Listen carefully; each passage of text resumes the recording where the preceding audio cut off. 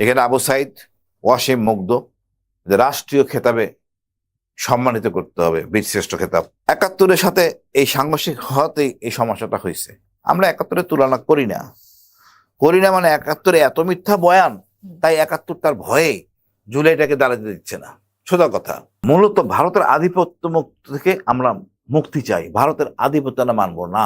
একমাত্র বাংলাদেশ সম্ভবত রাজনীতিবিদদের জন্য কোনো ইনস্টিটিউশন নাই, তারা কি করতে পারে, কি কতটুকু করা উচিত, দেশকে ভালোবেসে দেশপ্রেম বজায় রাখার জন্য কি করবে, এই জিনিসটা নাই। আপনি দেখেন মমতাজ গান গাইতে গাইতে উনি চলে আসলেন সংসদে, ওনার থেকে কি আশা করবেন? এখন রাষ্ট্রের কাজ রাষ্ট্র করবে, সশস্ত্র বাহিনী, পুলিশ বাহিনী, সরকারি বাহিনী যারা মূলত এরা হলো জনগণের, দেশের, কারো দলের না। এই জায়গাটায় কিন্তু সমস্যা। আমি আশা করব রাষ্ট্র যেন এই সুন্দর প্রতিষ্ঠানদের যেন ব্যবহার না করে, কলঙ্কিত করে। রাষ্ট্র যেন এই যে আপনার যে স্বাধীন কমিশনগুলি আছে, এটা স্বাধীন থাকতে দেন। হস্তক্ষেপ করলে আপনিও সেই বিপদে পড়বেন। আগের বাংলাদেশ এখনকার বাংলাদেশ অনেক পার্থক্য। ওই ন্যারেটিভ চলবে না, এই গুমের ন্যারেটিভ, জঙ্গির নাটকের ন্যারেটিভ। আমি আপা এখানে বলতেছি জঙ্গির নাটকের ৯৯% লোক ভুয়া। এগুলি একটা কমিশনের মাধ্যমে নিষ্পত্তি করার কথা ছিল আসিফ নজরুল ভাইয়ের, কিন্তু আমরা সহযোগিতা করতে পারি না, ব্যর্থ হয়েছি।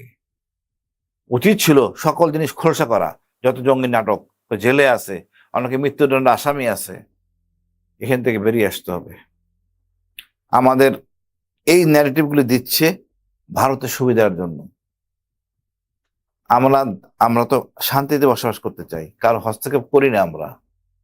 আমরা চাই আমাদেরকে কেউ হস্তক্ষেপ না করে, আমাদের মতো আমরা চলি। আজও অনেক গুমের পরিবার জানতে চায় যে তার স্বজনদের সাথে আসলে কি হয়েছিল। রাষ্ট্রের কাছে আসলে কোনটা এই মুহূর্তে বেশি দরকার, সঠিক বিচার নাকি সত্য প্রকাশ করা? আপনার সত্যটা প্রকাশ কিভাবে করবে? যখন অপরাধীদের মিথ্যা কথা বলে, না জড়িত না, ইনিয়ে বিনিয়ে বলে, যার জন্য আজকে সমস্যা। আপনি কি মনে করেন না এই জিয়াউল হাসান জেনারেল, মেজর থেকে মেজর জেনারেল, শুধু মানুষ হত্যা করে, এটা সত্য কথা বলবে না তো? এতে দুটো চর্থাবার দিতে হবে বা চোখ বাঁধতে হবে, এটা সিস্টেম তাই না করে আপনি আইসিটিতে নাই। এই জন্য সব দায় সারা কাজ হচ্ছে যে আপনার যারা আইনজীবী যারা আছেন, প্রসিকিউটর, তারা কাজ করতেছেন, বাট বাকি যে অ্যাসেসরিজ গুলি আছে নাই। যেইভাবে কাজ হয়েছে শুরুতে জোশের ঠেলায়, এখন দিন দিন আওয়ামী জনগণের উৎপীড়নে এরাও তো আস্থাহীনতার মধ্যে পড়ে গেছে। তো আমি মনে করি রাষ্ট্রের উচিত এগুলি ন্যায় বিচার প্রতিষ্ঠিত করা, রাষ্ট্রের দায়িত্ব। অনেক অনিয়ম হয়েছে, এই সরকারও করছে, এগুলি না করলে ভালো হইতো। গুম কমিশনের বাতিল করে দিছে, তারপরে দেখেন ওই বিচার বিভাগে, সুপ্রিম কোর্টের বিচার বিভাগ নিয়ে, এগুলি উচিত হয় না। বিএনপি তো সমস্যা ছিল না, এগুলি করে কেন নিজেরা জুলাই সনদ স্বাক্ষর করে নাই? এটা কি প্লাস পয়েন্ট বিএনপির জন্য? কোন জনগণ চায় বিএনপি জুলাই সনদ চাই না? যারা বলে তারা গাদ্দার। জনগণের কাতারে আসলে বিএনপি ভালো করবে। বিএনপির মধ্যে আমি একমাত্র দেখি আমাদের প্রধানমন্ত্রী খুব ভালো, তার চেয়েও ভালো ওনার পরিবার, ওনার মেয়ে, তারা আমাদের সভ্য জগতে মানুষ হয়েছে, সভ্য পরিবারের সদস্য। ওইটার উপর আস্থা করে মনে করি আমি আমাদের প্রধানমন্ত্রী খারাপ হবেন না। যদিও তার সাথে অনেক উচ্ছিষ্ট লোকজন আছে, উনি ওদেরকে চিহ্নিত করতে পারবেন এবং প্রয়োজনের সবাইকে বের করে দিবেন। জুলাই অভ্যুত্থানের 2 বছর পূর্ণ হলো। এই যে অভ্যুত্থানটা গেল, এই 2 বছরে আপনার কি মনে হয় কতটুকু পূর্ণতা পেয়েছে, সাফল্যটা অর্জন করলো ঠিক কি পরিমাণে, আর অপূর্ণতাটা আসলে কোথায়?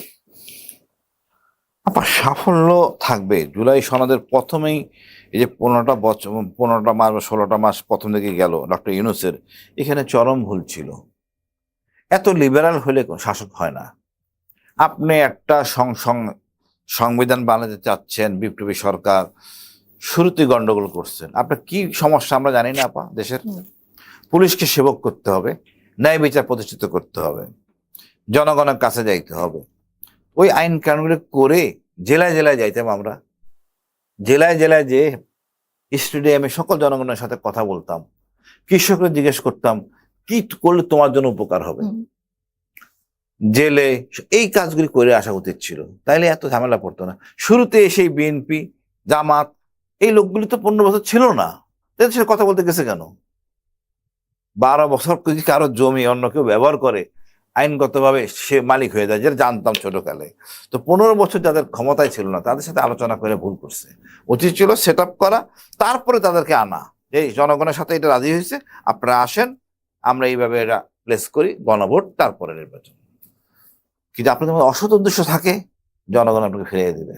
এটা বড় ভুল করবে যদি এটা এখনো যদি স্বাক্ষর না করে। আপনাকে বুঝতে হবে আপা, বললেন না কি প্রাপ্তি, প্রাপ্তি এইটুক, যে কোনো সরকারকে যে কোনো সময় জনগণ ফেলে দিতে পারে। এখন সেই পুলিশ আর গুলি করবে না, এটা বড় প্রাপ্তি। এখন ডিজিএফআই আপনাকে হস্তক্ষেপ করবে না, এটাই প্রাপ্তি। এখন পুলিশ বিডিআর র্যাব অহেতুক ঝামেলা করবে না, নিরস্ত্র এবং সশস্ত্র, এই দুইটা ডেফিনেশন পরিষ্কার, এইটাই হলো প্রাপ্তি। সুতরাং এই প্রাপ্তিতে কোন সরকার যদি মনে করে আমি জুলুম করতে যাব, টিকতে পারবে না, সে নিজে বিপদ ডেকে আনবে।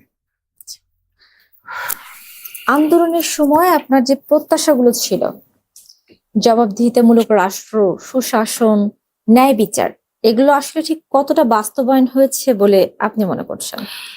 আমরা ইনসাফ চাই, আমি আমার দল থেকে বলি, ব্যক্তিগতভাবে, এবং মূলত ভারতের আধিপত্য মুক্ত থেকে আমরা মুক্তি চাই। ভারতের আধিপত্য আমরা মানবো না। ভারত এই 55 বছর আমাদেরকে শোষণ করছে, কোনো কিছুই দেয় নাই, আর এই সহযোগী ছিল আওয়ামী লীগ। এখন আপনি আপা বলতে পারেন, অনেক কিছুই বলতে পারেন এক্ষেত্রে, তবে আমি মনে করি ন্যায় বিচারের জন্য বিচার ব্যবস্থা দরকার। সেই বিচার ব্যবস্থা এখনো সুষ্ঠু হয় নাই।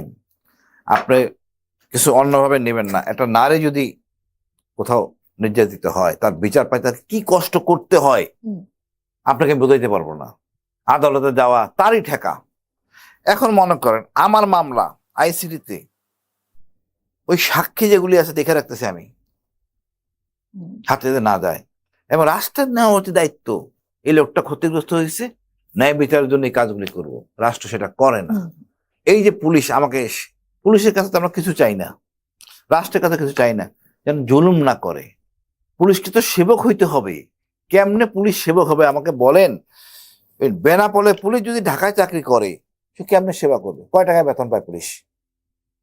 এই যে কয়দিন আগে একটা ঘটনা ঘটলো, মিরপুরে একটা মেয়ে রেপ হইলে মারা গেল, খুব সুন্দর বিচার হলো। সরকারকে জিজ্ঞেস করা দরকার, ওই পুলিশ কর্মকর্তা সাব ইন্সপেক্টরকে কয় টাকা পাইছে আইনগতভাবে? এই লাশ পোস্টমর্টম করা, যে লাশ মানে মাথা মানে যে পোস্টমর্টম করে তাকে মদের পয়সা দিতে হয়, সাথে তার সৈনিক থাকে, সোলজার থাকে, তাকে খাওয়াইতে হয়, ইভেন গাড়ি তেল দিতে হয়, অনেক ঝামেলা, একাধিকবার ফরেন্সিক রিপোর্ট নিতে হয়। এই সাব ইন্সপেক্টর কয় টাকা পাইছে? আমাদের গোড়া সমস্যাগুলো সমাধান করতে হবে, নাহলে পুলিশ সেবক হবে না। একটা বেনাপোলের ছেলে বা সীমান্ত নিজ এলাকার ছেলে যে ঢাকায় আসে আপা, তার বাচ্চা আছে, বউ আছে, তাদের চিকিৎসা আছে, বাড়ি ভাড়া আছে, তার পক্ষে সৎ থাকা সম্ভব না। আমরা নিরীহ পুলিশকে অসৎ করি, রাজনীতিবিদরা করে। যে এলাকার পুলিশ সেই এলাকায় থাকুক, হয়তো স্বজনপ্রীতি হবে, বাট জুলুম হবে না। বেনাপোলে পুলিশ বাড়ি থেকে যা কাজ করবে, বাড়িতে আসবে, অন্য কাজ করতে পারবে দেশ উন্নয়নের জন্য, টিচার হবে, শিক্ষিত ছেলে তারা, অথবা অন্য কোনো জব করবে, তার কিন্তু চুরি করতে হবে না। আমরা এটাকে ব্রিটিশের আইনে ফেলে এই কাজগুলি করতেছি। এত বড় দেশ, ছোট দেশ হইতে পারে, জনসংখ্যার দিক দিয়ে অনেক বড়, এখানে পুলিশকে সংস্কার করতে হবে ওইভাবে যেন পুলিশ চলতে পারে। আপনার কি দরকার? আপনি মনে করেন এটা হলো কারণ বাজার, কারণ বাজারের ছেলেরা যদি পুলিশ হয়, এই কারণ বাজার চাঁদাবাদী হবে বলেন তো আমার আপা? আপনার কিন্তু প্রচুর চাঁদাবাদী হয়, কোটি কোটি টাকা। কারণ বাজারের ছেলেরা যদি পুলিশে থাকে, কোনো চাঁদাবাদী হবে না। আপনি চান না তো চাঁদাবাদী বন্ধ করতে? এই এলাকার ছেলেদের বানান পুলিশ, এই এলাকার যে কোনো বয়সের হইতে পারে, দেশ ঠিক করা সম্ভব। আমরা চাই না ঠিক করতে, আমলাদের জন্য। আপনি দেখেন পুরা এলাকার নেটের মধ্যে একটা সিস্টেম আমলা ঘিরে থাকে, সেনাবাহিনীর মধ্যে হোম ডিফেন্স মিনিস্ট্রি আমলা, পুলিশের মধ্যে হোম মিনিস্ট্রিতে আমলা, সব জায়গায় আমলারা নিয়ন্ত্রণ করে। কেন? আমরা কাজ হলো গিয়া টিএনও থেকে শুরু করে বিভাগীয় কমিশনার ওই দপ্তরে চলে যাবে, কিন্তু সব জায়গায় তারা বেশি বুঝে। আপনি কি মনে করেন ইঞ্জিনিয়ার বা প্রকৌশলী খাত বা যে কোনো খাতে পুলিশ কি কম বুঝে তার কি করতে হবে না করতে হবে? আমার কি আর্মি চিফ যেটা স্বাক্ষর করে ওখানে আমরা কি দরকার? আর দ্যাট ইজ ফাইনাল, না সে বুঝে কম? আমরা আসলে সিস্টেম পরিবর্তন করতে চাই না, তাই আমরা বিপদগ্রস্ত। ব্রিটিশের আইন ফেলে দিতে হবে, আমাদের দেশের আইন আমাদের জন্য যে আইন দরকার সেটা আমরা করব।